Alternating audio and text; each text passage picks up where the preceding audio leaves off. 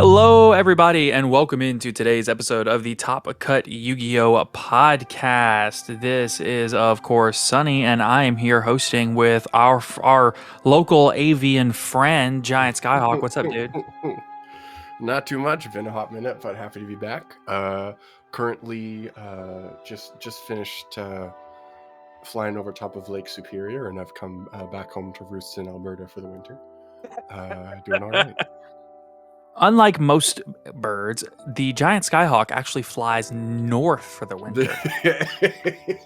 Yeah, that's true.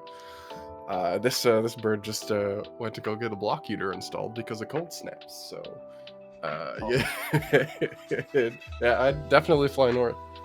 Responsibility.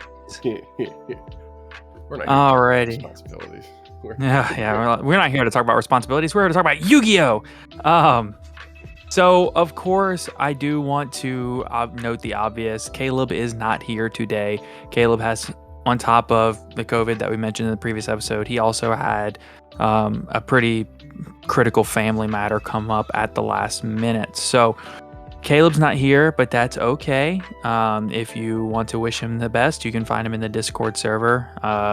Maybe leave him alone for a few days and let him chill out. But, kind words never hurt. So, we are going to talk about the Remote Duel YCS. We are going to talk about the NA and the Latin America one. We'll cover the EU one, hopefully on Tuesday's episode. We should have full results by then. And we should also have the final results of this past, the Remote Duel YCS before the last NA YCS, because the top 16 is actually not even playing out until this coming weekend. Mm-hmm. So we'll have a lot of results and a lot of coverage going into that.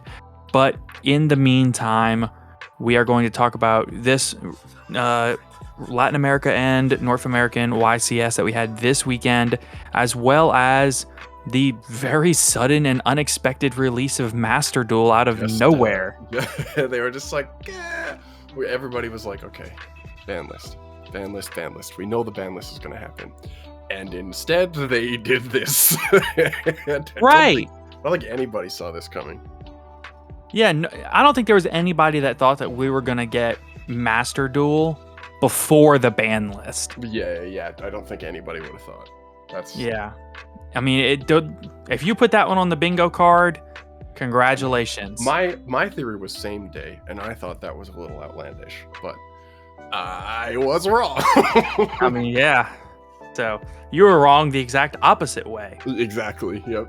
So, well, let's, of course, before we get too far into this, take a quick moment to, of course, thank all of our wonderful, wonderful patrons who continue to support the podcast. So, a huge thank you, of course, to Austin Johnson, Kane Martin, Master of Isa, Mr. Herbie, Scuzz Daddy, Witchcrafter Main 2022, AD, Aaron Gardner, Anthony Leela, Damian Zink, E-Breath, Dank Nugs, Dino DNA, Mountain Man, Myth Oceanus, Owen Alvarado, Pig, Jeremy Drysdale, Ray Powell, and Sunny Sweet. Thank you all so much for your continued support of the podcast. And if you are looking to support the podcast yourself, you can find the Patreon link in the description down below. It's probably in our link tree, actually. And if you want to support the podcast at no extra cost to you, we do now have a TCG Player affiliate link. So if you're going in to buy all of those beautiful Starlights and Ultis that we all know and love, or even if you're going in to buy the cheap common decks for old formats, it doesn't matter. Just click that link before you shop, and it will cost you nothing extra to support the podcast. Only other things I've got left to plug are be sure to check out our Discord and our Twitter, both linked in the link tree down below at Top Cut Podcast on Twitter. And I think that's it. I will say, for those of you considering supporting the wonderful Patreon that the Top Cut Podcast has, if you do sign up, I think we should all name ourselves Dino DNA, and then over the next month we can take over the Patreon name slots, and they will have to read Dino DNA like 5 or 6 times an episode, and I think that's a worthy cause. So all you got to do is join the $1 tier to get your name read out on the podcast. That's it. And so if anybody was thinking about it, maybe join in this week, and we can make them read Dino DNA as many times as we want. That's it. We have tiers starting as low as $1. You get your name right off of the podcast, and it's your personal opportunity to torture me. Exactly. And I think that's a worthy cause. Yeah, I don't know what if that doesn't convince you to join. I don't know what is. So, but no, thank you all so much for your support. It means the world to us, and it literally keeps us running. Be on the lookout here at the start of season 4, which is going to be as the first episode after the new ban list takes effect. Will be the start of season 4. We have whenever that is. Yeah, whenever that is. We have a bunch of huge things coming. We're going to be changing a lot of stuff. You may not, when you click on the podcast, you may see some different album art. Don't be alarmed. It's still us. But, just be on the lookout. And of course, also, we do have the playmat coming. I don't want anybody to forget about that. So now with all of that done and out of the way, let's go ahead and talk about the Remote Duel YCS. Oh, and we did get a couple of new cards, but we're going to go ahead and cover them in the next episode. So there's a lot to cover in this one, so that makes good sense. Yeah. So let's start with the Remote Duel YCS. We do have 2 of them. We don't have hardly any information on the Latin America one. Like, we have standings and we have names, but we don't have like deck breakdowns and top 32 breakdowns like we do for the North American one. So I'm just going to say congrats to Carlos Sepulveda. Yeah. Sepulveda from Chile for winning the Latin America Remote Duel YCS. He played Invoke Dogmatica Shadal Hero.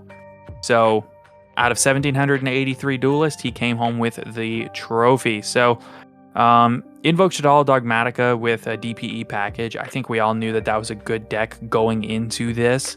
So I don't think there's a ton of surprise there, but it is notable still, right? Yeah, I mean, it's kind of sat itself pretty solidly as deck number 3 or deck number 4 to go into any event with. It's probably one of the more consistent lists you can play. You've got so many just 1-card opens, and that many 1-card opens make going second game 1 pretty good, even against a lot of decks that set up pretty insane boards. If you activate Magical Meltdown and Nadir Servant and Dogmatica Fleur de Lis, and they all get negated, and you slap down a Fusion Destiny, chances are you got a shot. So yeah.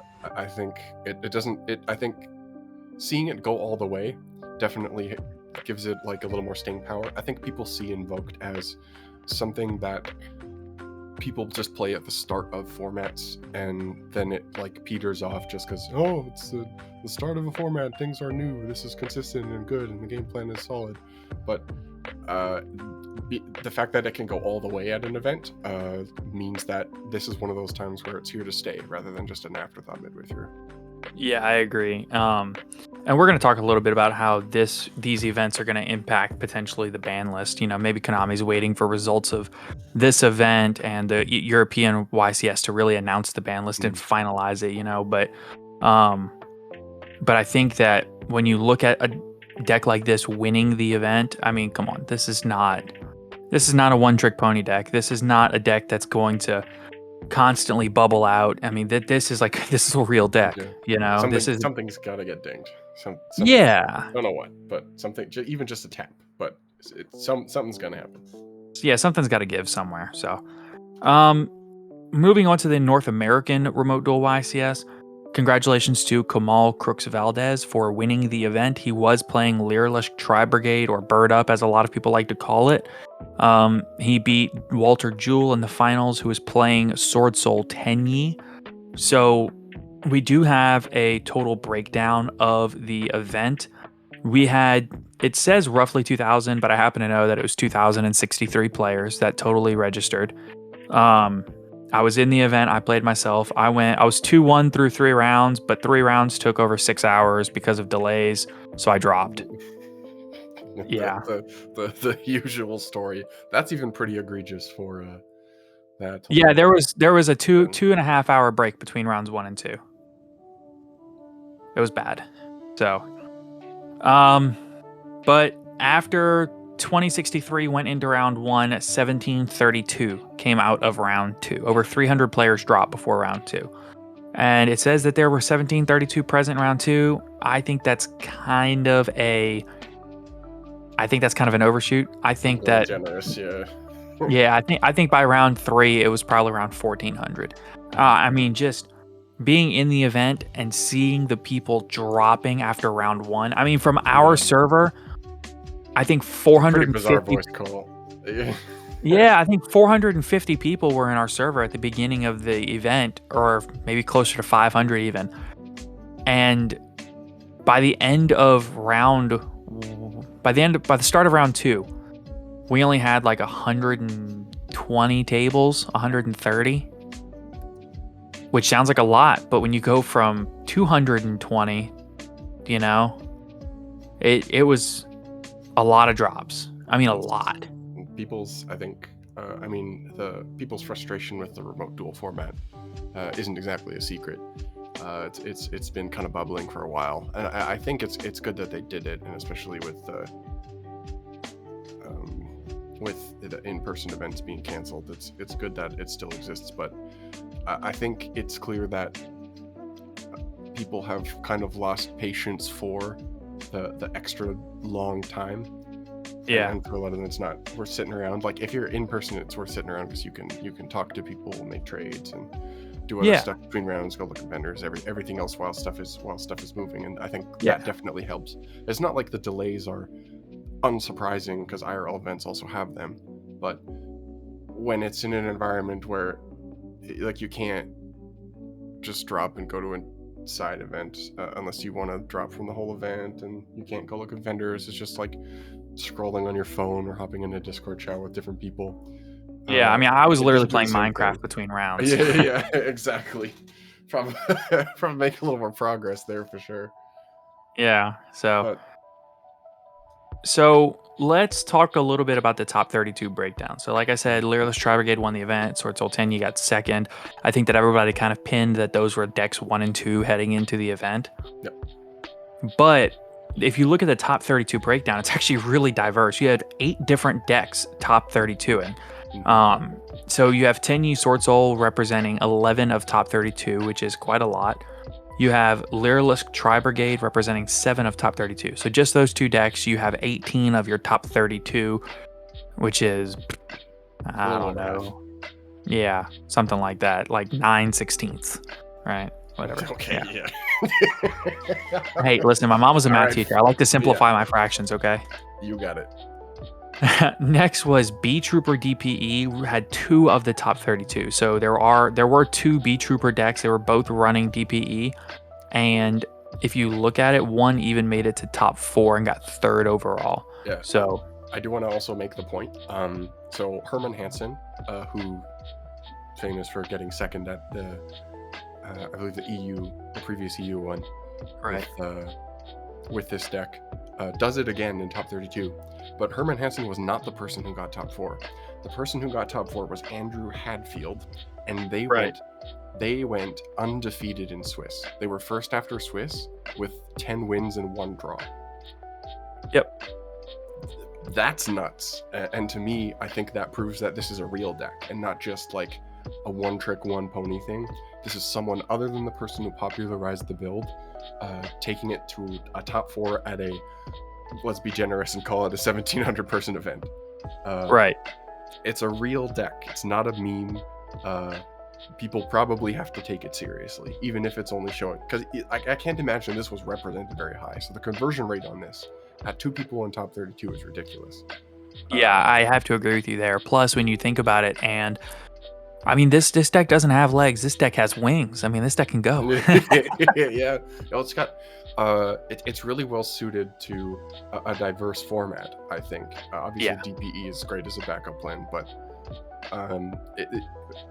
B Trooper is a deck that can access. Its boards are not very oppressive or powerful, but they are very sticky and very tricky, and their recovery is good. You have different types of disruption. For example, like you've got builds playing Sting the Poison. That's a disrupt. Cicada King.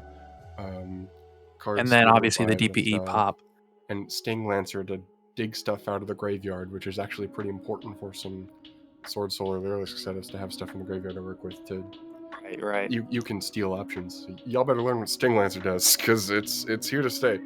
Yeah, it's a real card. And the core is really cheap, to be honest with you. Outside of the Mhm. DPE package, which I think is pretty, I think you have to play DPE. But outside of that, I mean, the core, the whole deck, you can pick it up for like $50, $40. It's really Yeah. cheap.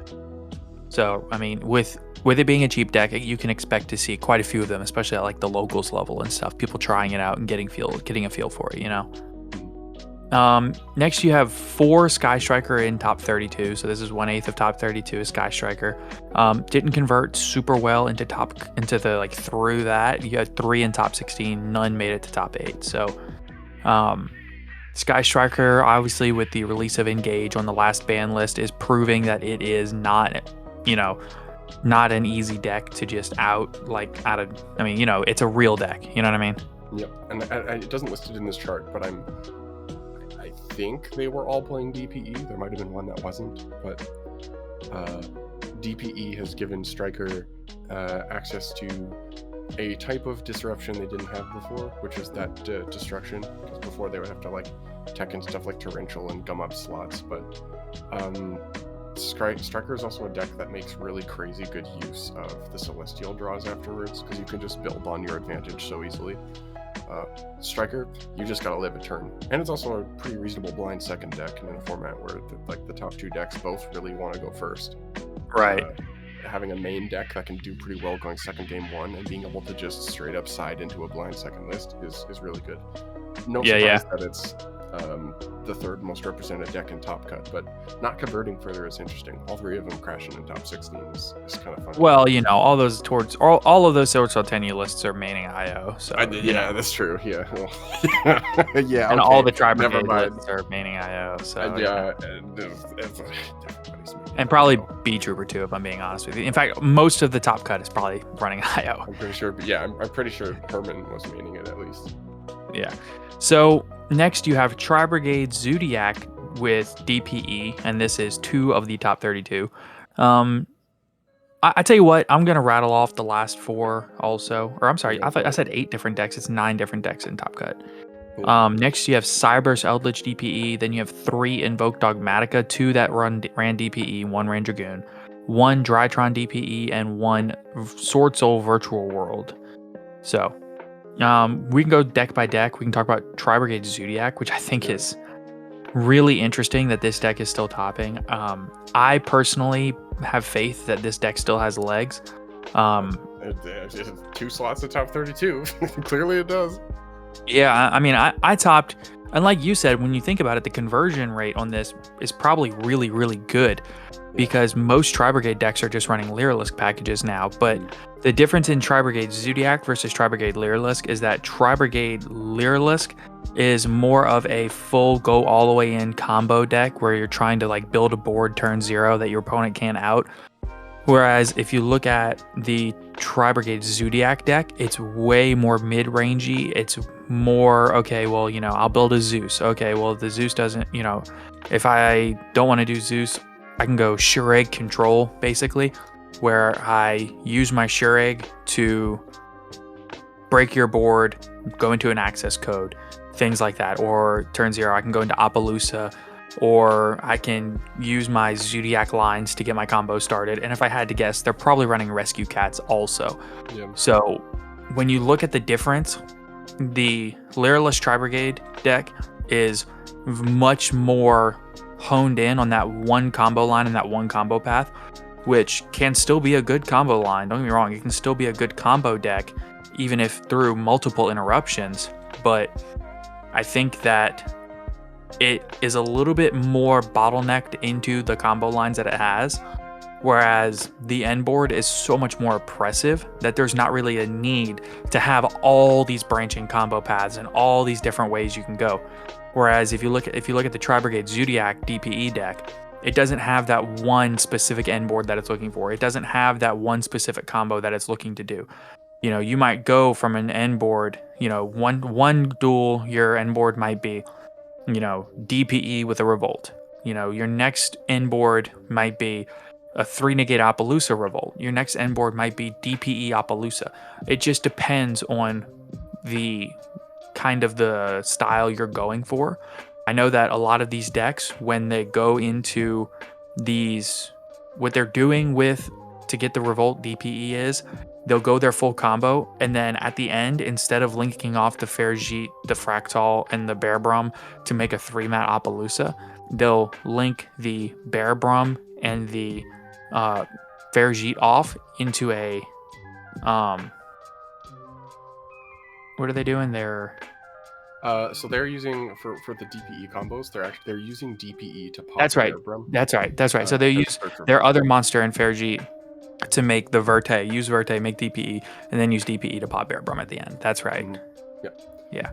So, and I then think also having the Zeus to make a Zeus is, I mean, that can't be understated. You can get your full combo going, or it can be a board breaking duel with Zeus. So, one big thing too.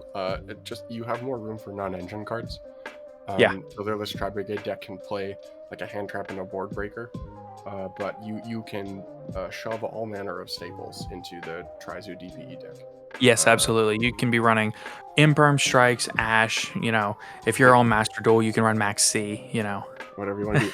And what the other thing too, especially with Leerless Tri-Brigade being like either being basically the number 2 deck or arguably number 1, at least in terms of power level, depending on how you want to shimmy around the format. So it's a difficult discussion, I think, but people are no longer prepared for Revolt. Leerless Tri-Brigade doesn't play back row aside from Harpy's Featherstorm if they side into it, and Oath isn't something that sits back there. Yeah. Tiny Swordsoul has like the searchable back row, but a lot of people still aren't maining the removal. So when people aren't prepared for your setup anymore, it's pretty good. And also, I think the DPE Bearbrum thing I mean, obviously people are bored of like, oh, okay, it's a Revolt, double Dragon Lords, but I actually think DPE Pop Bearbrum is such a creative way to get around the restriction of both Verte and the Link summoning. Right. With the materials restriction. I think that is a really, really cool innovation. So we will see what the ban list has in store for Tri-Brigade. Yeah. I suspect there's a target on the back, but yeah, I agree. We don't know what. Yep. The Invoke Dogmatica deck, this obviously should all invoke Dogmatica, or DIDS, as MBT has been calling it, which is Dogmatica Invoke DPE should all. But this deck is very clearly a powerhouse. Like we said, even if 3 made top 32, 0 converted to top 16, which is interesting. But I think that it's still very interesting that this deck is capable of winning the Latin America YCS, and it does represent a fair amount of the top 32 here. 3 of that top 32 doesn't sound like a ton, but when you think about it versus other decks which only have 1 or 2, I mean, it's the 4th highest topping deck here. So, and usually it falls off, right? Like even the last 2 formats, it was there at the beginning and it fell off, but it has not fallen off. DPE has given this deck an actual big backup plan, extra follow-up. I mean, it does that for every deck, but especially for this. And also being able to take advantage of Magical Meltdown in a way that not a lot of other decks do is really big. Again, it's got a lot of room for non-engine slots, which are what help you tear apart stuff like Tiny Swordsoul and Leerless Tri-Brigade. So that's surprising. I will say the One Dragoon is interesting. It seems like over the last few events, somebody playing Dragoon has snuck into Top Cut. I know one of the Drytron lists from a remote event ages ago was playing it. That got top 32. And there was another one where somebody popped Dragoon in a list and it went, and then somebody's playing Dragoon over DPE. I think it's the same concept that people are as a Tri Zodiac DPE deck, where people are like, people are not prepared for Dragoon anymore. Everybody is playing assuming that they're going to have to play around a pop instead of an Omni Negate and a Towers. Right. And while the engine certainly has its problems, being that it's just straight up brickier and it has less advantages than being able to play 3 of Fusion Destiny. If your format call is, not playing 3 of the Fusion spell means I have 2 more non-engine slots, and people aren't prepared for Dragoon, and I can go second a little better, because the one thing Dragoon does better than DPE is go second. The burn damage is huge. It's crazy. It can just end games on its own. So if they're thinking, I think it's a good format call. I think not every deck should be doing it, and you have to build your list around it, and you have to accept that there are going to be problems. But if it seems to be working for a few individual people. I think we might, depending on what the list has in store for the DPE package, we might see a bit of a resurgence. But honestly, who knows? Brave Token is going to be a weird time. Yeah, I agree. Drytron DPE. It's Sure. interesting that only one of these made top cut. Drytron's still a very good deck, and the DPE package is still very good. You know. Yeah, and I do think it's interesting that every single Drytron list you see, top events, is radically different from the other one. I can remember at the previous remote event, like all three of the Drytron lists that made top 32 were totally different from each other. There was one that was even like siding Ava and not playing the orange lights, and it was Right. just DPE Scythe Turbo, focusing more on the big ritual guys. There was one playing Dragoon, another one like a more standard setup. It seems nobody has really decided what the best way how to do this is, but it seems like a DPE is kind of people are shifting towards that. So Yeah. you got to respect the matchup. I think people aren't respecting it to the point where the cycle readers are in the side deck, but you better have you have to have hand traps. That's the problem with Drytron existing is the board breakers still won't do it. You've got to have the Right. hand traps to handle that. And I think that even though its presence is quite small, it has a large effect on the format. Just on virtue of existing and people thinking they have to respect it. Yeah, I agree. I think that the deck is really not as respected right now as it probably should be, and a lot of people aren't really expecting it going into a lot of these events. But the Hmm. deck is still very good. I mean, this is an incredibly diverse format where you have to really be prepared for a lot of different things. Um, and normally I would say like diversity is a great thing, but I don't think it is in this format. I think this format's really bad right now. I So think it started that way. It is. I think MBT summed it up the best. There's a meta conversation, but uh, this format, this past format rather, has been a format of incredible diversity with a lot of interesting decks, but they are not doing very interesting things. Uh, yes, there's a lot of Scythelock, Phoenix Enforcer, Imperial Order. The main problem is that there are a lot of just at Winda Schism, a lot of just a lot didn't of win. cool decks, but a lot of very unfair and silly win conditions. So I hope Right. that the upcoming ban list addresses the crappy win conditions, and then we might actually get to enjoy the diversity of the format. But we'll see. Yeah, I agree. The other two decks at top tier, they were only topping. There were one ofs, but you have Cyber's Eldritch DPE, which, if I'm not mistaken, we talked about this a little bit before the show. Mhm. If I'm not mistaken, this, like you said, is a deck that's very centered around using your Cyber's package to make. Basically, it's a one card DPE plus Scythe, and so you can like it's like Scythe Lock Turbo, but you also have an Eldritch package to back it up. Yeah, I don't think it was Zohire Khan that was this list, but they've topped a couple of like smaller regional events with it, and the package Yeah, has seen popularity. It's 3 Synapse Mining, 3 Cyber's Gadget. The idea being Cyber's Gadget is a one card Scythelock plus DPE that also does like a Farashit. It cycles a card out of your hand, so you can like put back an Eldritch Engine piece you don't want, or like a duplicate of something, and try to snag something else off the top, and also it and like if it resolves it's just extreme value. And if it doesn't, right. you ate a hand trap and you set 4. Yeah, So seems exactly. legit. And the other deck is Sword Soul Virtual World. I've, this has like been creeping into the format a little bit, and I think this is really funny. The part of it, I think, is I've had when I was playing in person a little while back. There are a couple people at my locals who've been doing this. Um, you can fake so many people out with this. Like you normal Yeah. summon a Taya, uh, or not a Taya, normal summon like a Moyi and reveal something, and people will go like, oh, I better imperm this, and then you activate Chinglo and reveal Lulu, Yeah. and you go to town, or like you can side out of the package, you can side into the package.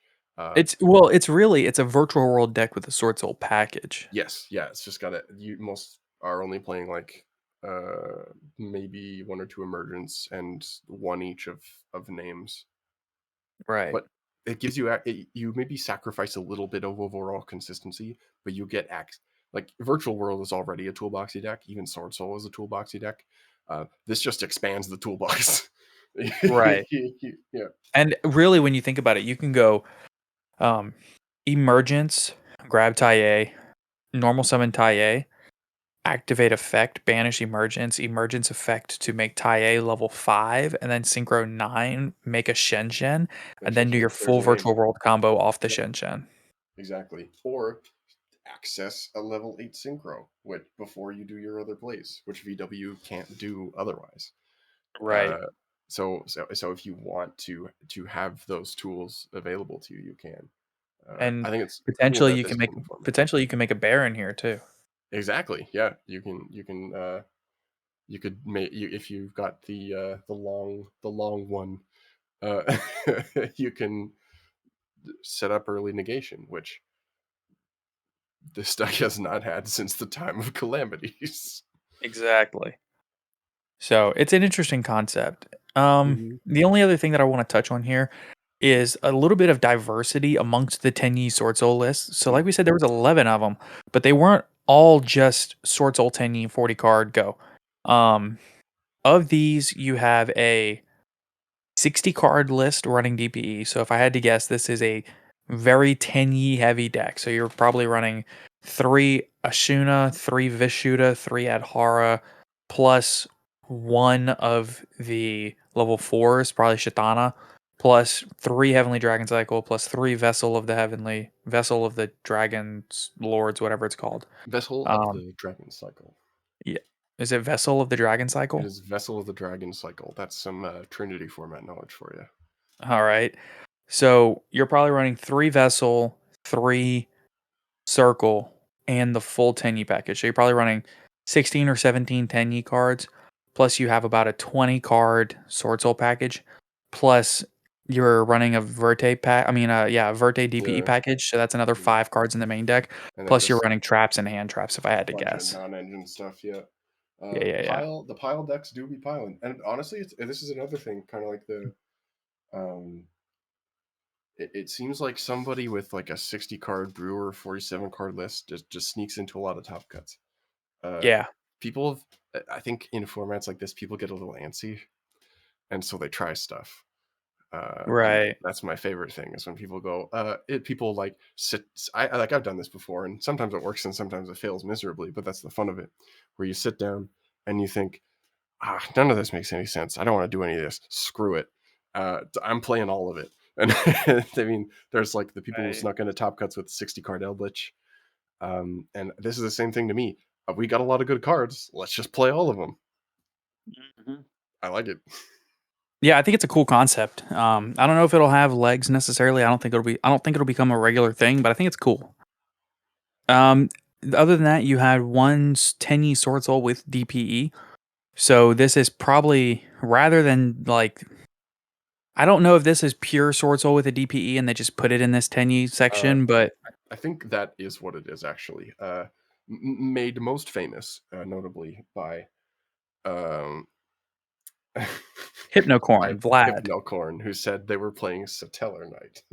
Yep. And was And just playing pure Sword Soul with yeah, 3D shifter and a DPE package. 3D shifter, DP package, 3 Solemn Judgment, 3 Blackout. You gotta love it. I mean, It's a he talked to man after my own YCS. heart.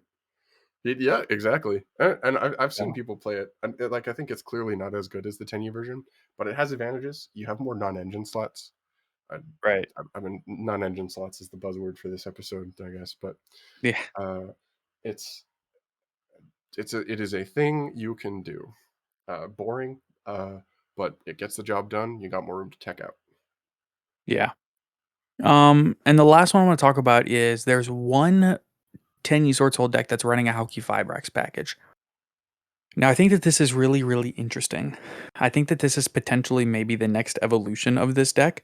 I know for a fact that you also had Pack was on this deck with the Hauki Fibrax package, as well as I know Hani has been playing it, and Pack got 33rd at this YCS. He bubbled out, and I think if my sources are correct, Patrick Hoban was also playing this list. So this is a list that's been labbed by a lot of extremely, I'll say, high level players that are well known within the community, and it's interesting to me to see that this is the place that this deck is going.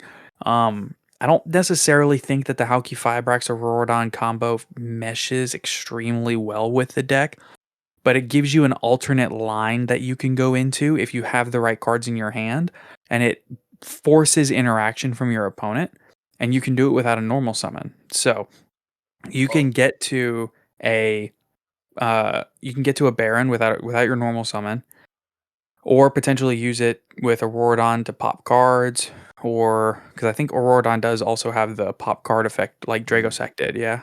you are speaking to one of the foremost experts on the specific texts of Mecha Phantom Beast Aurorodon.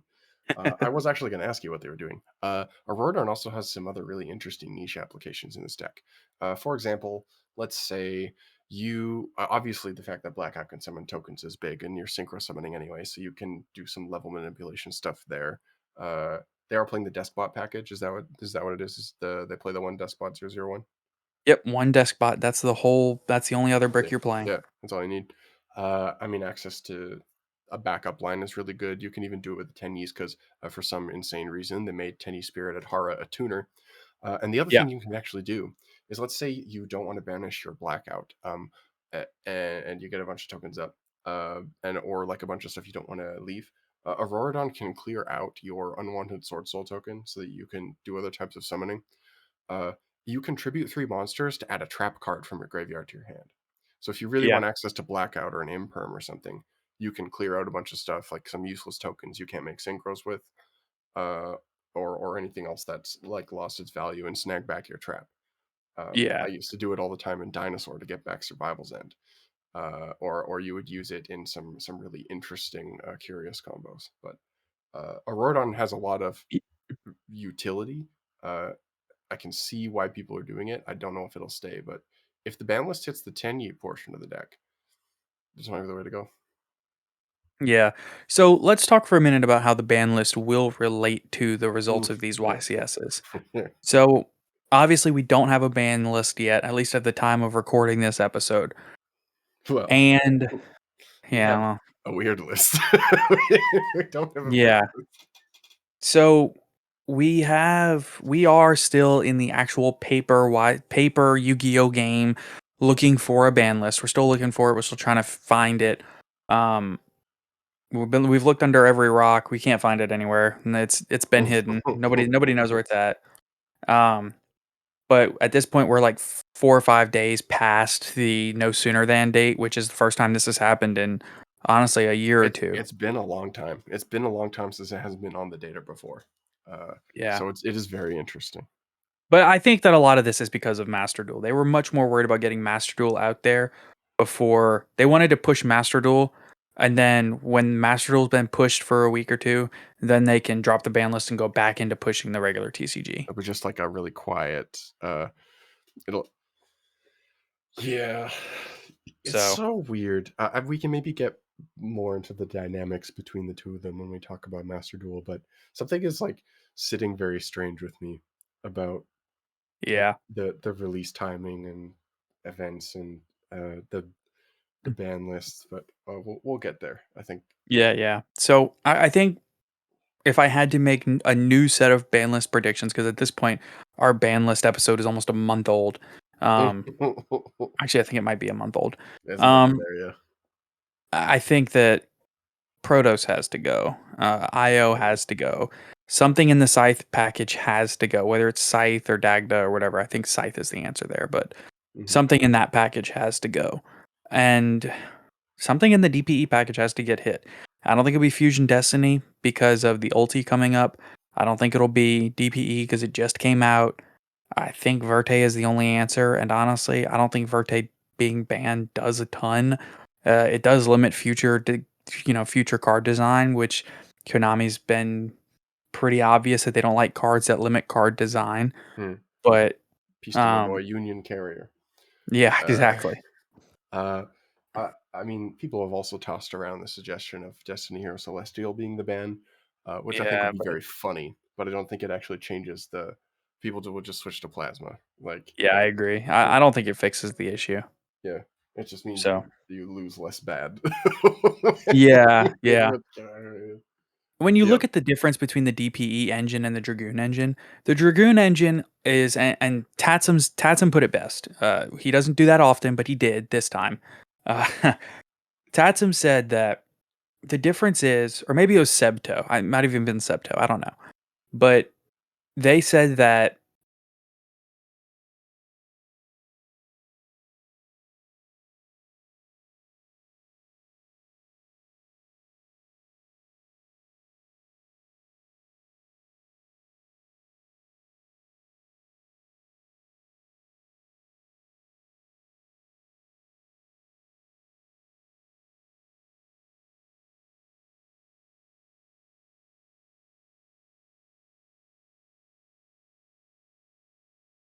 the Months ago at this so point. yeah, it was Go several ahead. months ago at this point. It was right around the release of DPE, but Mhm. I think there's a lot of truth to that. That's why you see DPE having so much higher of a representation, and that's why this card is now a problem. And I understand people saying Celestial might be the hit, Celestial would be funny, Celestial would actually help it, and it would to a point, but I mean, come on. Come on. Yeah, It's I've seen. Well, I mean, the stats don't lie.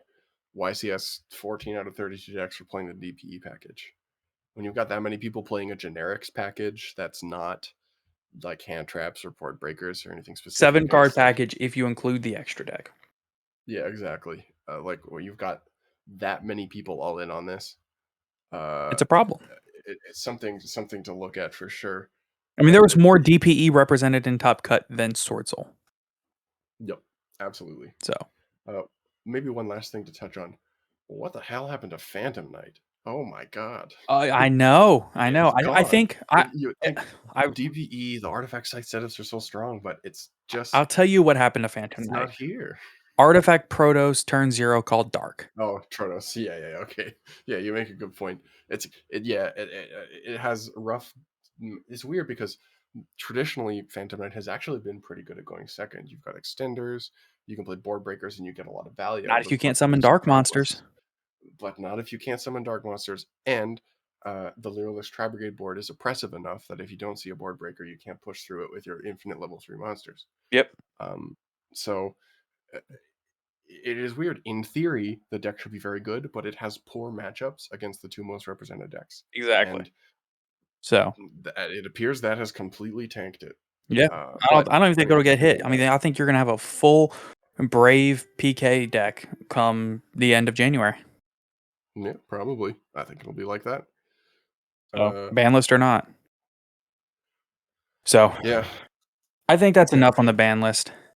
I maybe have one more question for you What you got? on the ban list, just because I'm interested to hear what you think about this, and you should all definitely offer your opinions in the Discord. For sure. Uh, we are in a very weird state. When do you think we are getting this ban list? Because I have some thoughts. Hmm. Do you hear the crickets? Do you hear the silence? This Um, is the if mulling I really do think it'll be next week. I really do. I think they're gonna wait because for the conclusion of the European Remote Duel YCS that's this weekend. They don't have any other YCSs announced or planned. They don't have anything planned um as far as major events. Even Vegas is canceled at this point. So all the regionals are moving to remote. So with that said, all these major events are now either remote or not happening. And with that said, I think because of that and because of nothing major on the horizon other than the release of Grand Creators and Battle of Chaos, I think that's when you're going to see the Mhm, real advent of they have to do something. You know what I mean? They can't. Master Duel's great, but they can't let the paper format sit in absolute um they can't let it sit in limbo forever.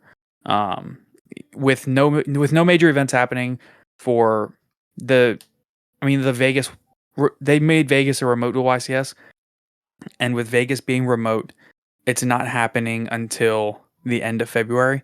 So 6 weeks with no major events, something has to spice the game up. And I understand Grand Creators and I understand Battle of Chaos are going to be there, but even then, those are still a week, 2 weeks away, 3 weeks away. It's got to be this week, and especially with the release of Master Duel and the conclusion of this European YCS, I don't think they want to make the announcement of the ban list before the YCS, just for there to be, this YCS be in a lame duck format. Um, Yeah. I think it's got to be after the YCS. It'll be So it. I would like to think it would be Monday, but and it might not take effect until the following week or the middle of the week. But I think it's this coming week. So I think this is a good segue into the portion of Master Duel, but I'm going to be the clickbait guy today.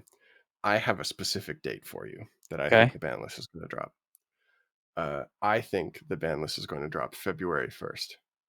Okay. Why February And the, 1st? the reason for that specific date is because in Master Duel, the current ranked season ends on Ah, January 31st. that So makes I think sense. there's got to be a reason that they would release Master Duel but not have it up to date with the TCG card pool. Do you And think I that think it's because they would make it take effect on the first or release it on the first? yes. I think Inclusive it will be or I think it will go into effect immediately. Uh or like literally like the next day, February the 2nd. Uh or and maybe have it like up in Advanced Master Duel. I have to think that's the thing that like keeps the wave of Master Duel going is they're like, all right, you guys are here, you got introduced. We're giving you the updated TCG card pool. Here's some new like exclusive packs you can open. Now you can play TCG OCG format. So I am putting I'm gonna be away for a bit, but I'm putting uh my proverbial dice roll on February 1st. fair enough. Let's talk a minute There's about Master Duel. yeah. We're running over on time. We spent too much time on the current format. Yeah, sorry. Yeah. This Before, this is the more important thing, honestly. yeah, actually it is. So before we get too far in, of course, thank you to our sponsor, ETB Games in Alexandria, Louisiana. We want to thank you for sponsoring the podcast. And of course, everybody, you can find ETB Games in the link down below. ETB Games is our locals. They sponsor the podcast. We go there as often as we can. I was there this week. We go, even if it is an hour away for us, it's worth a trip because it's a great place and it's a great drive. It's a great shop. So, it is your one-stop shop for all of your nerdy needs. That you can find everything for Yu-Gi-Oh, Pokemon, Cardfight Vanguard, Magic the Gathering, Digimon, Dragon Ball Z, whatever you need. Sleeves, binders, decks, cards, singles, whatever, they've got it. You can also find everything you need for all of your tabletop games. You can find a good place to go and play. They have rooms that you can rent out for these tabletop game nights. You can go there and you can play your video games. They have TVs all over the place. You can go in and do basically whatever you want within reason.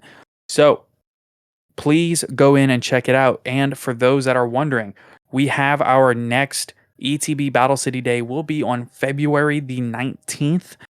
And the first place prize will be a Starlight Red Eyes Dark Dragoon. So be sure Ooh, to show up. spicy. Yeah, be sure to show up, check that out. If we have our playmats done and printed and we have them by then, we will be selling some of those playmats in person at the event. So if you want one and you don't want to wait for shipping, show up at the event, come and get it. So, with that said, let's go ahead on and get into let's get on into Master Duel.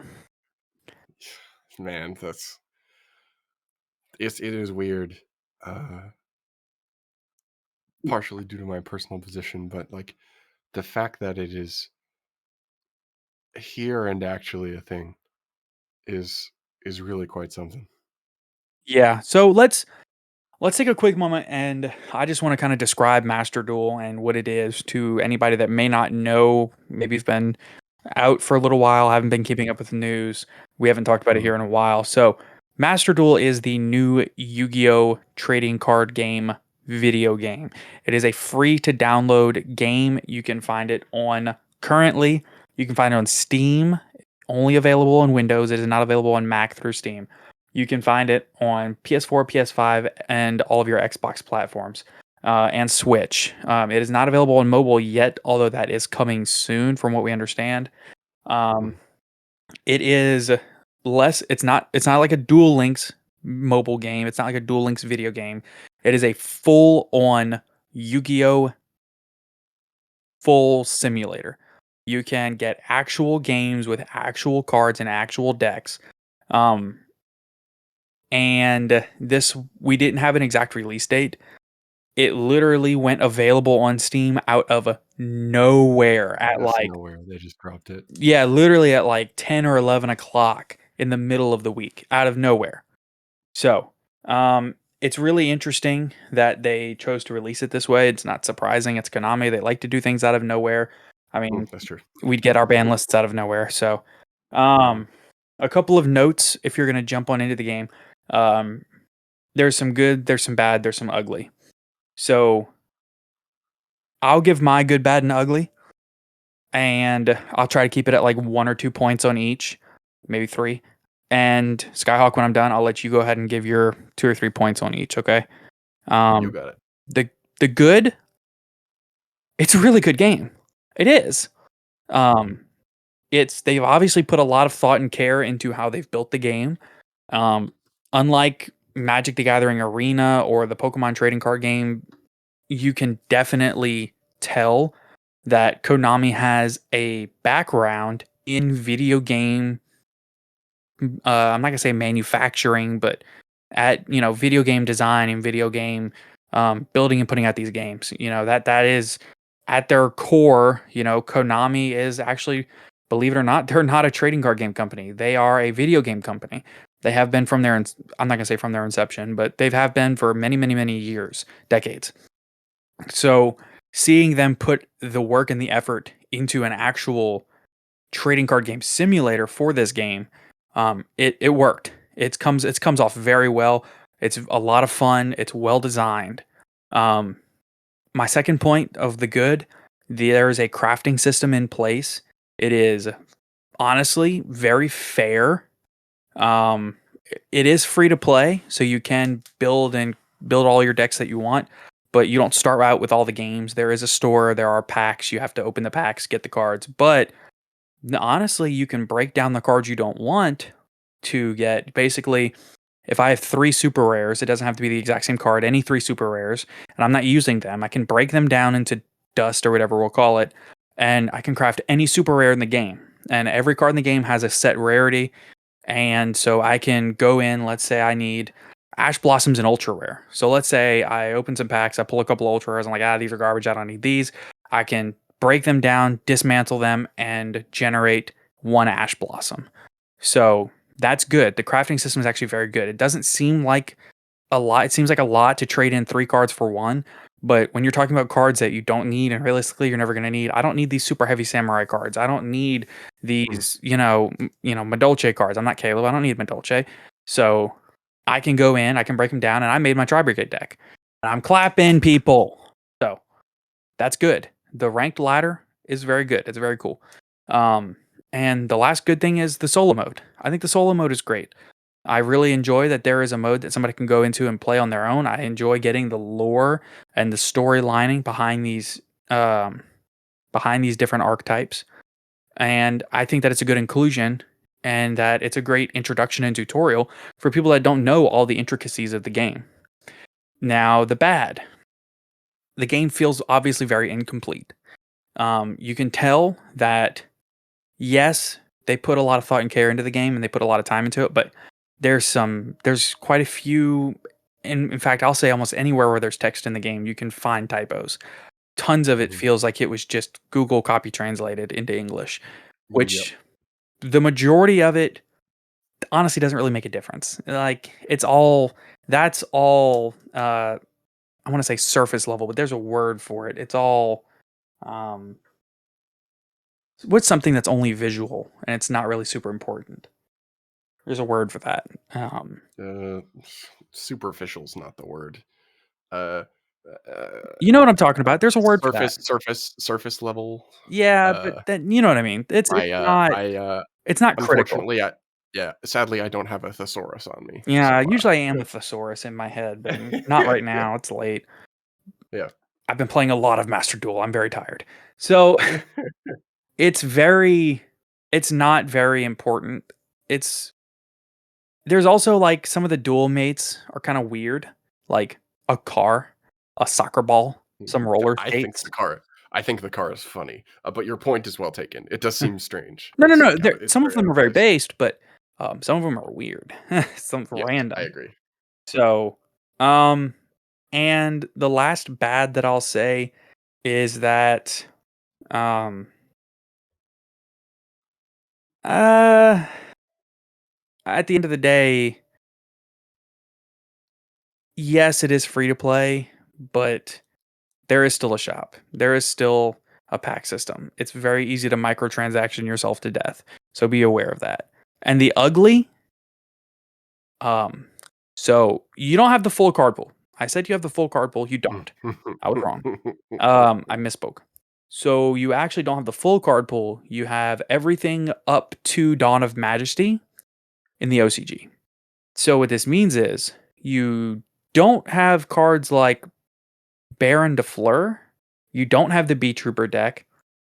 You don't have any Sword Soul. You don't have any of the Flunderees. You don't have any of that. What you do have is most of your meta staples and hand traps, pretty much all of them. You have decks like Tri Brigade, decks like Zodiac. You have decks like Sky Striker, things like that. And you notice when I said up until Dawn of Majesty in the OCG, Yeah, I was gonna say that's the point because Bird Call is in the game. Baron de Fleur is not. yeah, Bird Call is in the game. The Lyrilisc Awesome Blue Robin is in the game. Things like that. So you can make like a full bird up deck. Mhm. So, but you notice I said in the OCG, the deck is not built for the TCG. I mean, the game is not built like for a TCG format. The game is built for OCG format.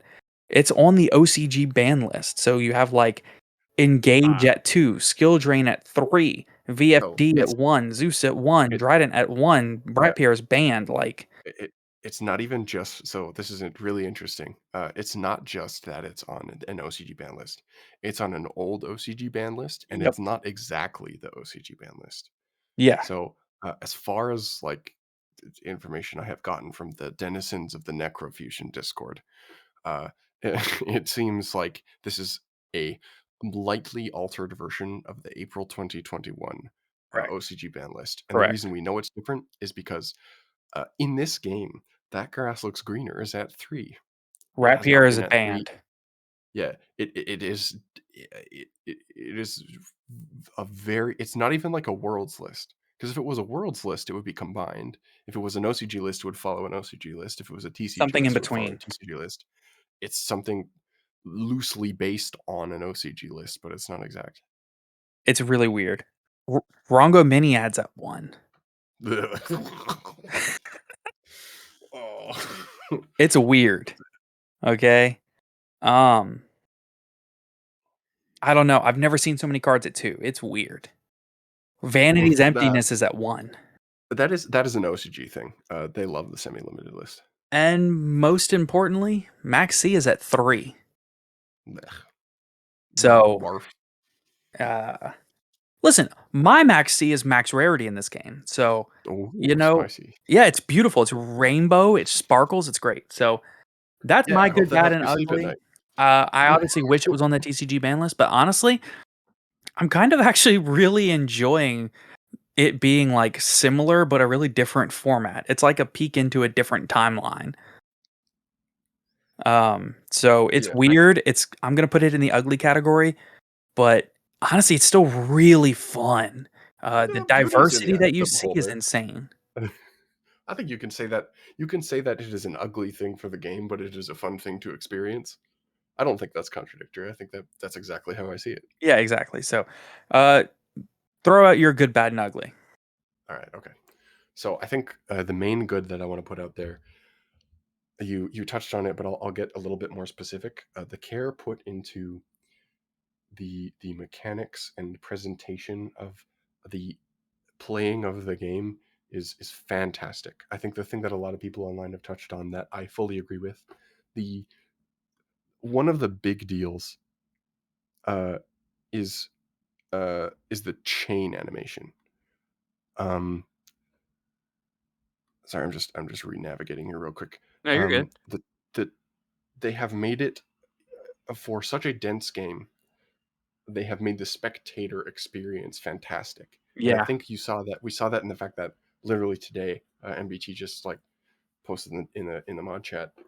Um, we had 70K viewers Yeah. in the Master Duel category. Not all of the things. Master Duel on Twitch at the peak today, like in the morningish when it was going, and like Coder and Farfa and MBT had like 7,000 people between them. SEMO got back on Twitch yesterday. Oh, no, no, it Like, wasn't 7,000 between them. It was oh, Farfa oh, had almost 6,000. oh MBT no, had almost this is 3. today. The previous day it was a lot more. Yeah, okay, I But got today it was like split between the three of them.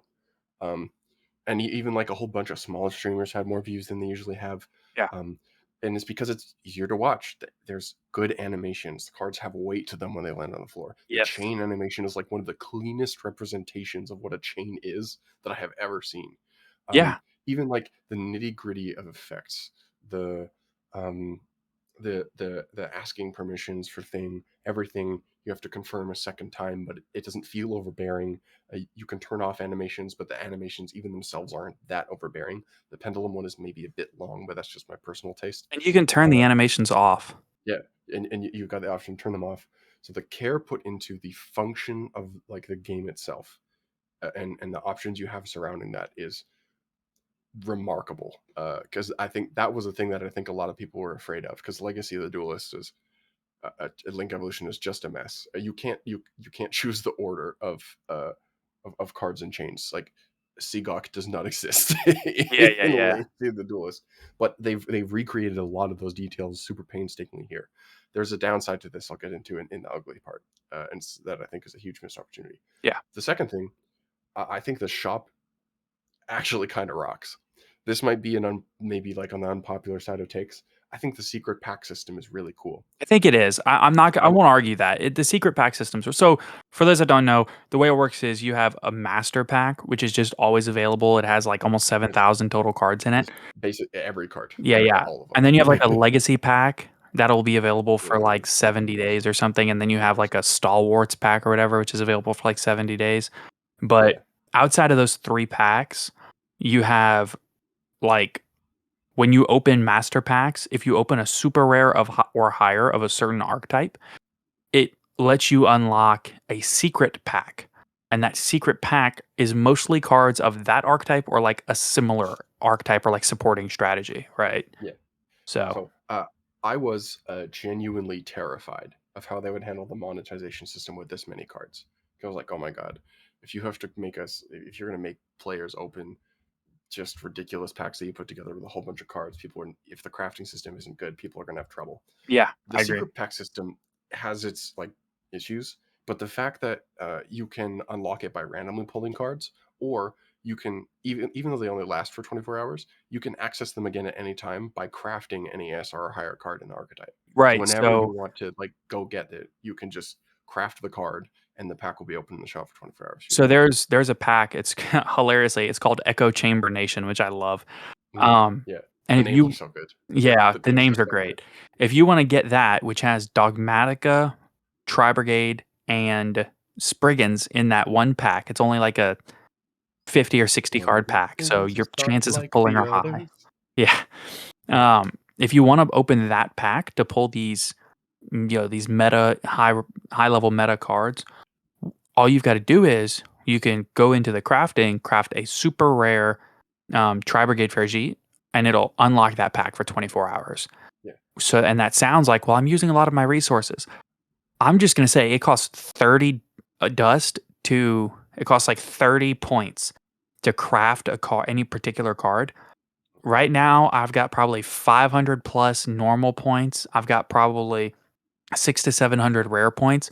I've got probably 3 to 400 super rare points. I have no ultra points, none. Ultra points go as yeah, they go as come as quick as they get there. yeah. That's a yeah. But I mean, I was that's it'll be like that. yeah. That's coming up in my bad is some tweaking stuff there. Yeah, yeah, Um, but the the the other cool design thing is that when you pull from these packs, right? Also, like the fact that if you craft to open a pack, you get like a free pull from them, which I think is just a nice touch. Yeah. It's like a, hey, you put resources to open this pack up. We'll toss you a bone. You'll get a free one just for fun. Or Uh, if you open, you can buy packs in 1 or 10, which I think sucks. I think they should have done a 5, but whatever. If you buy yeah. 10 of a pack for 1,000 gems, which the gems come very easily. You get gems very easily through playing online or through playing the solo mode. Mhm. Um, if you do get these gems and you buy 10 of a pack, you're guaranteed a super rare at least. Most of the time you pull at least 1 ultra. I've pulled up to 4 and 5 ultras from 10 Yeah, packs. you can get pretty lucky. It seems for Fair. now the opening is pretty generous. Yeah. The But other cool, if you interesting here, design. well, I didn't get to the Oh, best sorry. Go part. ahead. If you don't pull Yeah, an ultra from those 10 packs, if you only pull super rares or yeah, lower, then the next time you buy 10 packs, you are guaranteed an ultra. So it's like yeah. if you buy 10, you're guaranteed a super. If you buy 20, you're That's guaranteed an ultra. yeah. That system is not so familiar to people who play Duel Links because they're the. My apologies to you guys, but that's a pretty common thing in a lot of other gacha games Yeah. is like the bad luck protection, like the well your rolls were really really crappy, so if you get to this next roll, you will get something that's pretty solid. Yeah, you know what? I'll I, take that though. yeah, I think the other cool design piece though with the secret packs is that when you pull from them, it's I think it's 8 card packs for those. Um, 4 of the cards are from that secret pack, guaranteed to be from the list of, and most of the secret packs are pretty small. They're like 30, 35 cards, maybe 40 if you push it. Oh, okay. I So thought they it's were like a like 50, but yeah, that's fine. it's like 30 to 50 depending on the thing. It's like a pretty small pool. Yeah. Um, the other 4 are just the master pack. Oh, The other 4 are really? from the whole, yeah. So the other 4 cards aren't in that list. They're pulled from the whole card pool. I didn't know that. So yeah, so it's cool because it gives you a chance to like pull generics or open other secret packs and stuff, but it's still like a substantial like guaranteed amount from that individual pack. I think there could be tweaking done, but I think that's a really really interesting design choice, and I have really enjoyed it. I think five Um, three would maybe be a little better. I'd rather get more cards from the pack that I'm specifically yeah, trying to get uh, cards from.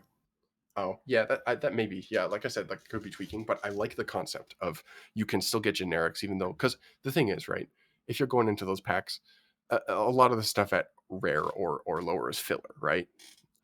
So the fact that you can still get generics of a high rarity too, or just generics in general to like snag stuff that you might like, I think is really sick. Yeah, So yeah. that wraps up my good. For the bad, the the ranking system is silly.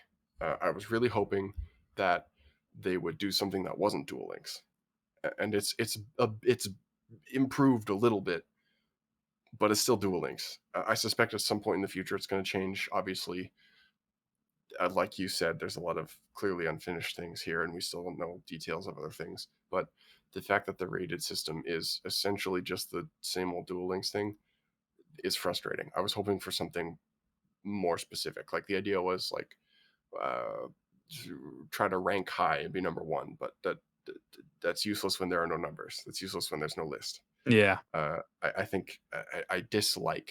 I like the tier system. I like that matchmaking point, but without other things, there's very little incentive. It doesn't do very much.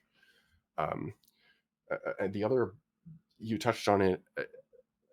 I mean, I'll second your uh, anything that's not like a story event is clearly just Google Translate. Yeah. Uh, it's not like it's very difficult either. Um, that's mostly it for the bad, but the ugly things are a lot more um, design problems. So firstly, for ugly, uh, clearly they're going to make their money on people wanting UR cards. Yeah. You can, if you even just use all your gems totally randomly, you just open random garbage with no plan whatsoever, you can probably make any SR or lower card you want, no trouble. Probably for the whole lifespan of the game.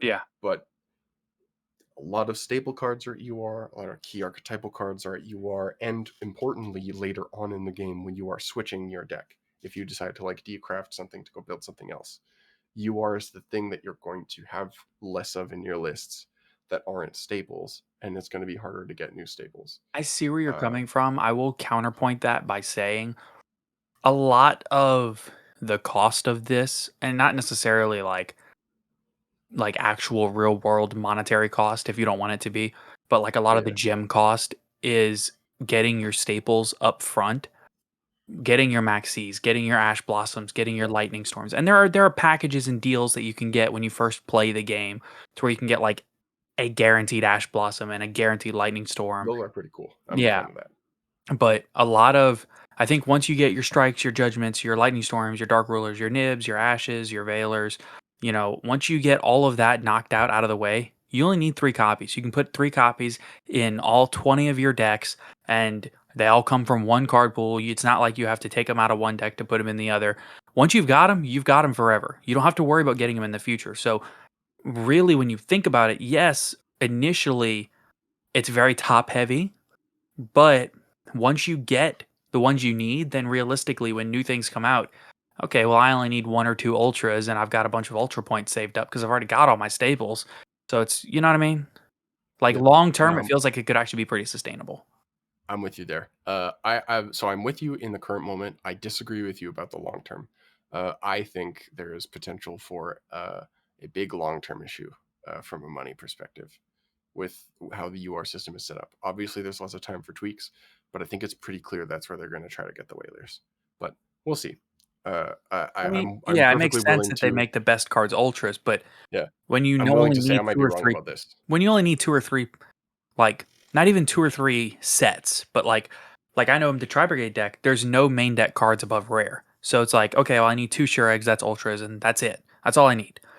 So if you only need 2, 3, maybe 4 max ultras per deck, then you know 2 or 3 is easy, especially when you don't have to pull But them. You can craft them. but but in the future, when you switch decks, when you break down those ultras, if you only need 4 for that one deck, that's only getting you 1 1/3.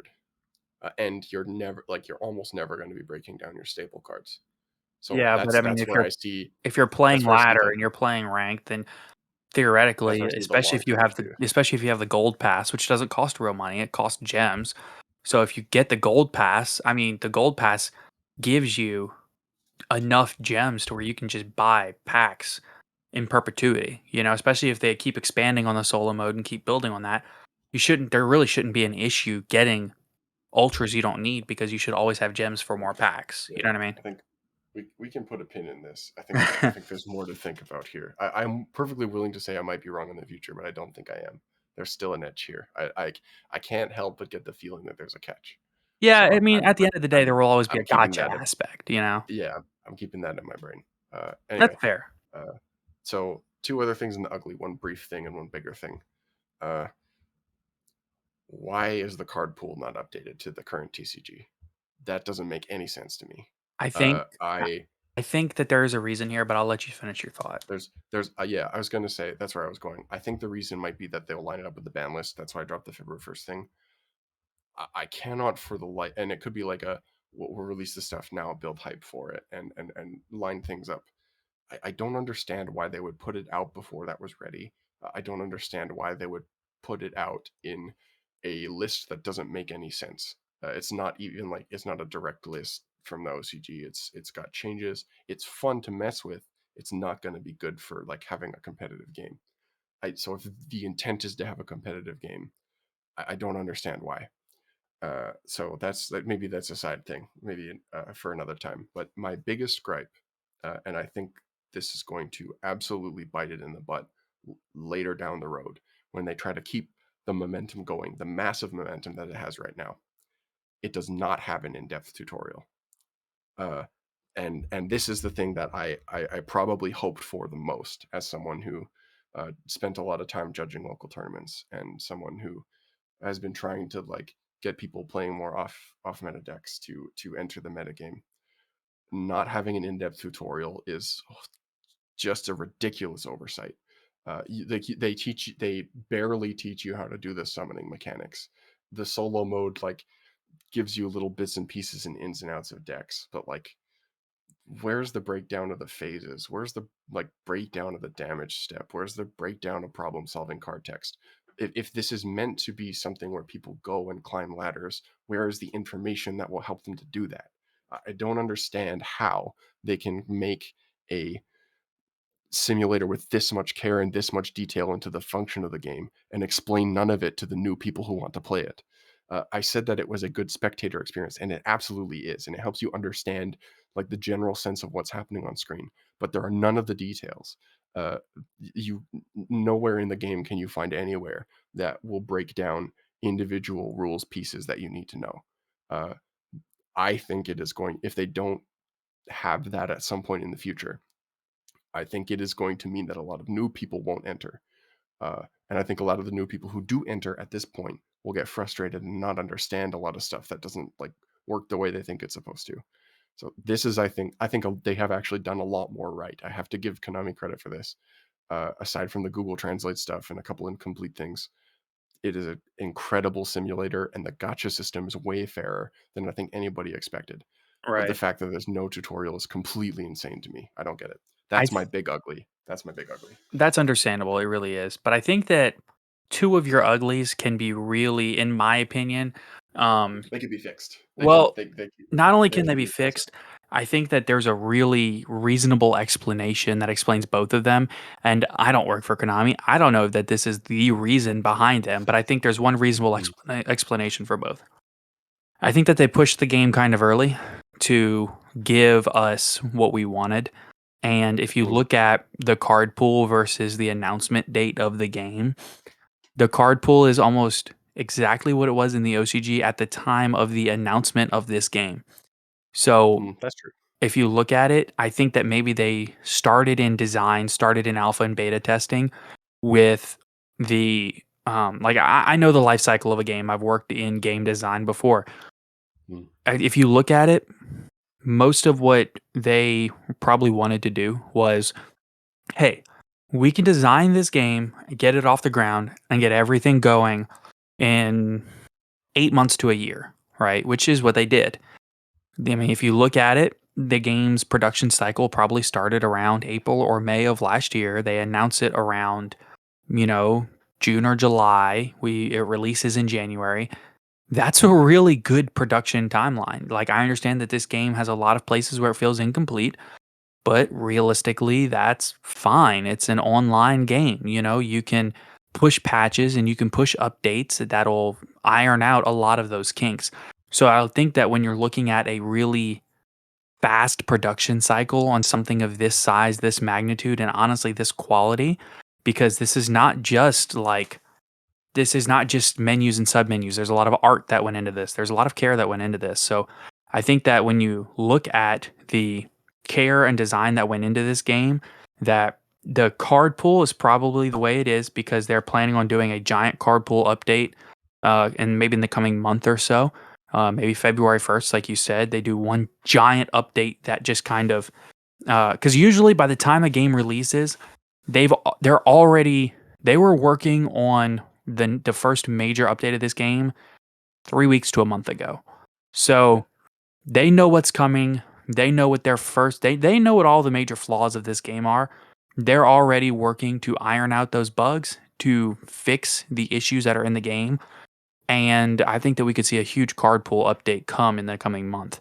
And I think that in a very soon coming update, there could also be an extremely in-depth tutorial. So I used to work on the mat. that would be if they add that to like I will forgive all I can forgive basically everything else. Right. If they like if with like the next update and like with if they update with like a different like ranked laddering system and with like more events, if they have like an in-depth tutorial to go along with that, that to me would be the perfect rollout. So they all right, the ball's in your court now, Konami. Yeah, Well, here's what I'll we did say. we did. When you have a game like this that already has an incredibly dedicated following and an incredibly Mhm. dedicated player base. For example, I worked on, I'll just say, a American football game, right? That's the game that I worked Okay, on by an I got extremely you. major company. I won't say the All right, name. Everybody should know it. If you don't, Google it, because I okay. did sign an NDA. So Mhm. if when that game was in design, The thing that got the least attention and the least care in the early development cycle was always the tutorial. Because when you look at the people that are going to be promoting this game, the creators, the Twitch streamers, the YouTubers that are going to be promoting this game, how many of them have you looked at their videos and their reviews and said, and they go, there's no tutorial? None, zero. Because they're all saying, Oh "Hey, no. this game's great." They're worried about the gameplay. They're worried about the shop system, the crafting system. They're worried about all these other features, and a tutorial doesn't even occur to them. So what they do is they put it out there early with as much of the gameplay fine-tuned as they can. That way these creators and these major players and these well-known people can go in, play it and get a feel for it and say, "Hey, it's really great." That way they can add in the tutorial, which the tutorial was always in the original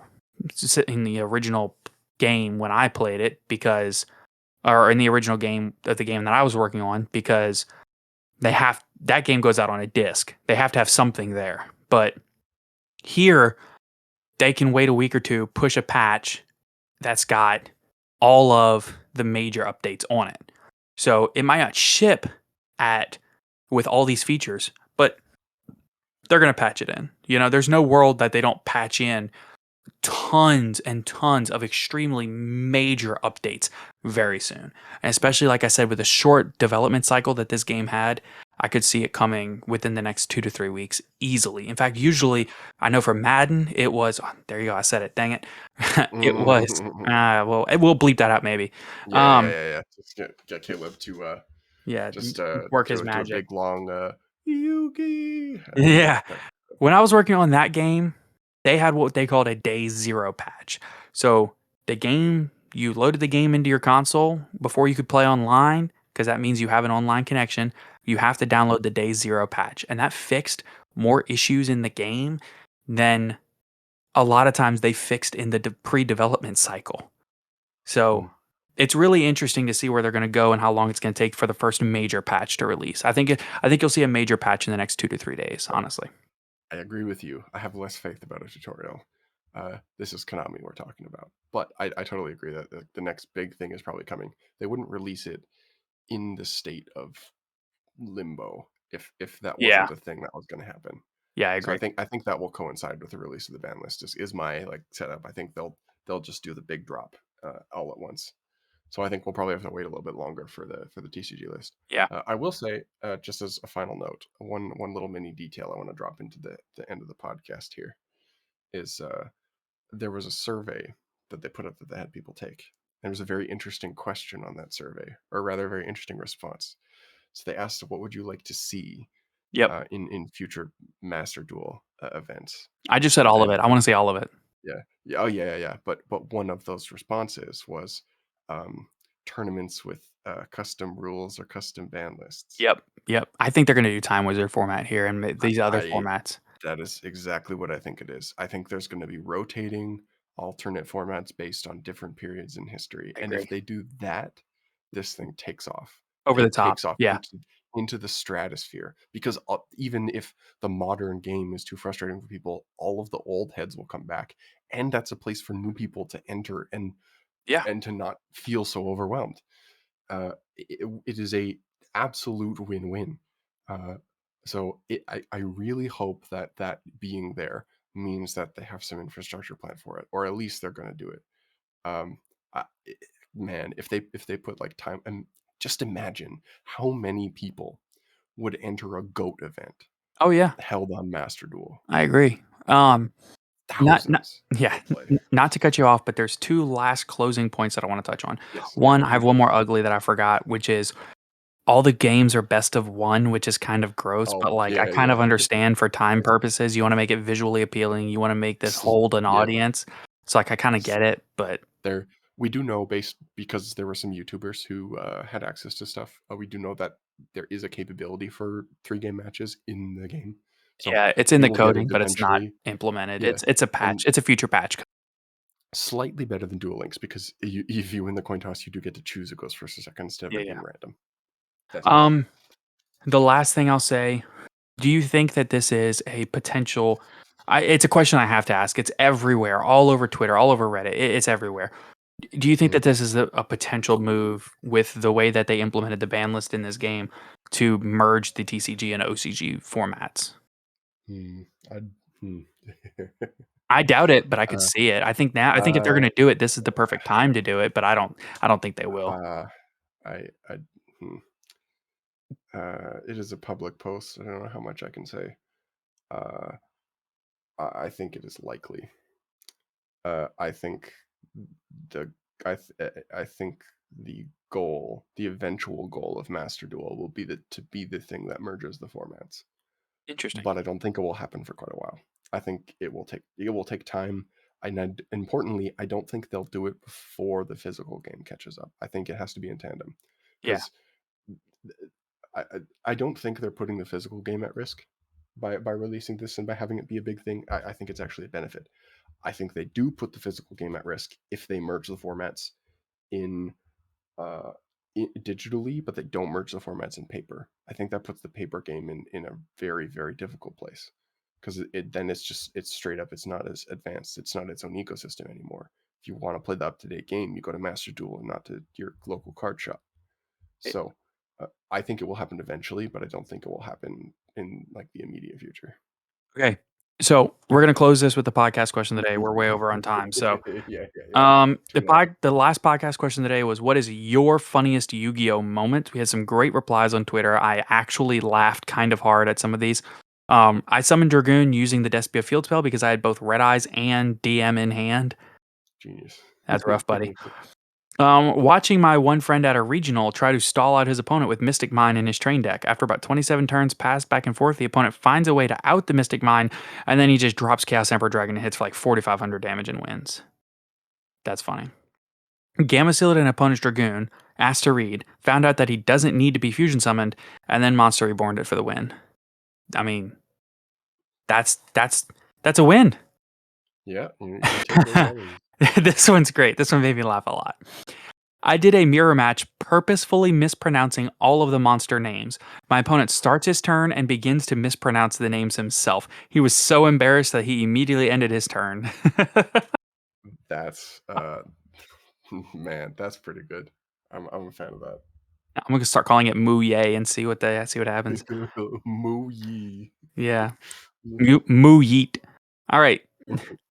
Sometimes I choose the flashy route over the simple and try to style my opponent with loops and make a misplay somewhere and end up realizing it without realizing it, and end up not being able to summon the big monster I was aiming to summon. It do be like that. Hmm. I Watch a understand guide. Quasar is in your extra deck, but if you can't get there, you can't get there. All right. Watch the guy do a 15-minute Ojama Arm Dragon VWXYZ combo and end on Arm Dragon Catapult Cannon. I didn't even know that card existed, and I could literally do nothing. True. Hmm. Played Appliancers for my locals and won my first game of a match with Magic Cylinder twice.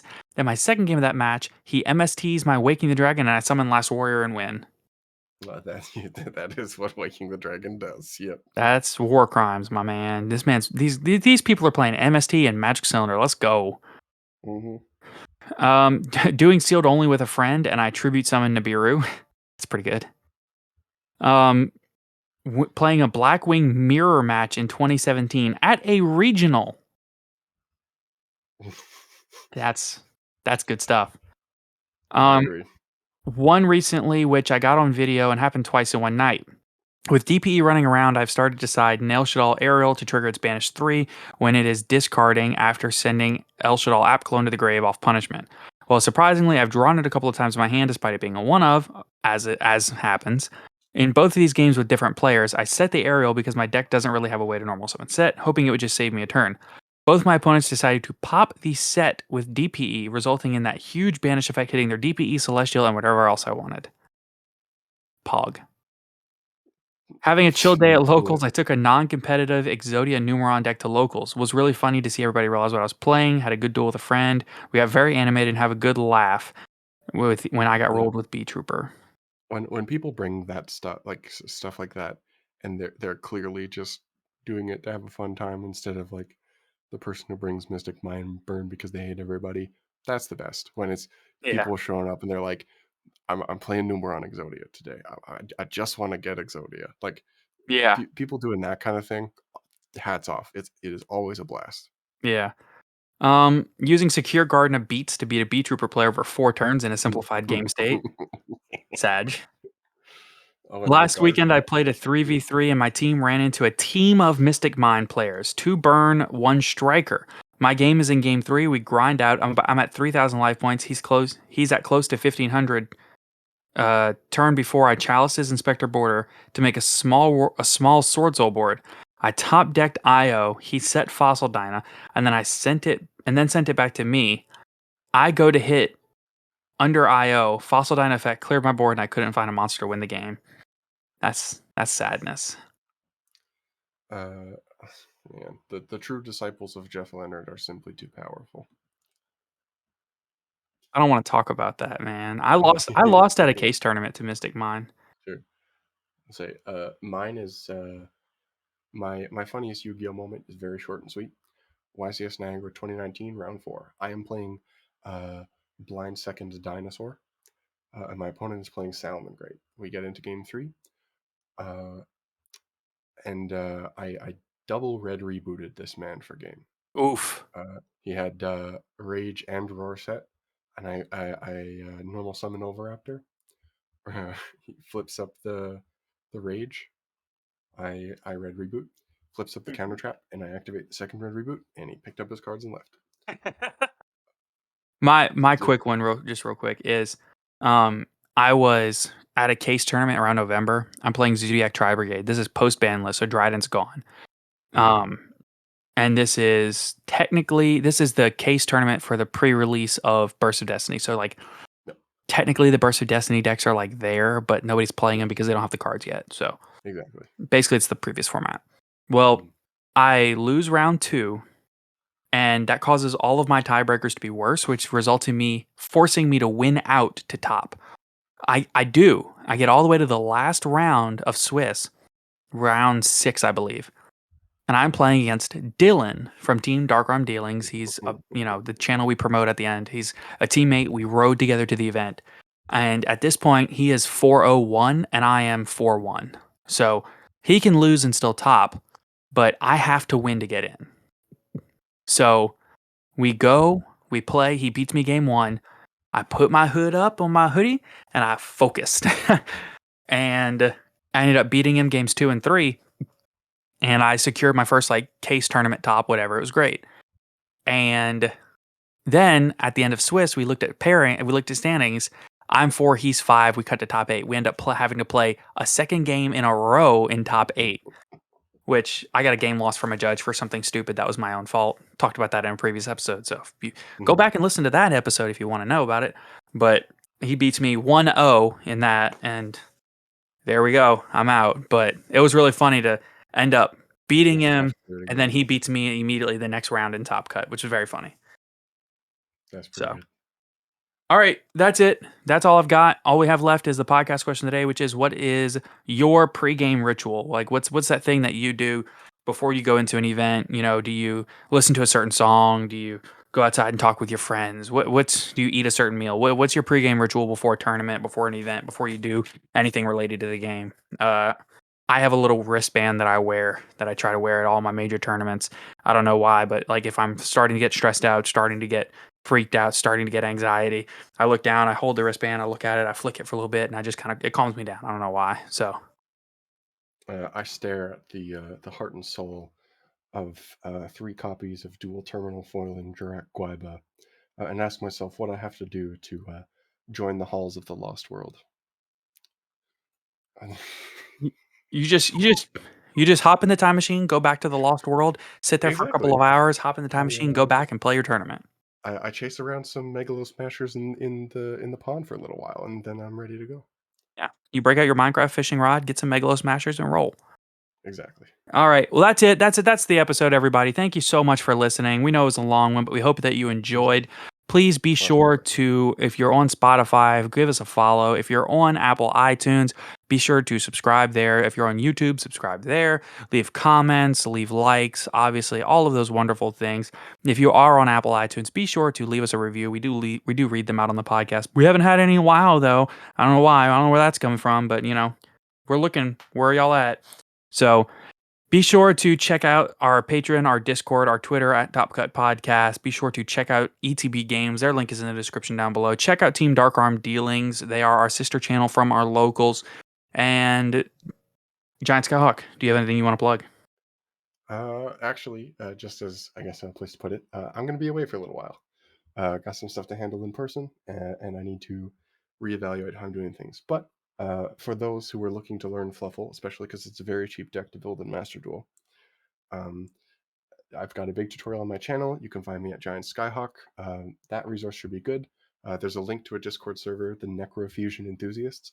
I am still active on Discord, so if you have individual questions, feel free to message me and I'll be able to help you out. But I'm going to be in retirement for a little while from the game until I'm back and ready. I hope to be back eventually, but I'm still active on Discord. I'll still be around in the Top Cut podcast Discord. I'll still be looking and firing messages at. So if you've got anything you want to send me or any questions while I'm still around, fire me that. I'll be taking a bit of a backseat, but Sonny and Caleb are two of the best guys in the scene, and Thank you.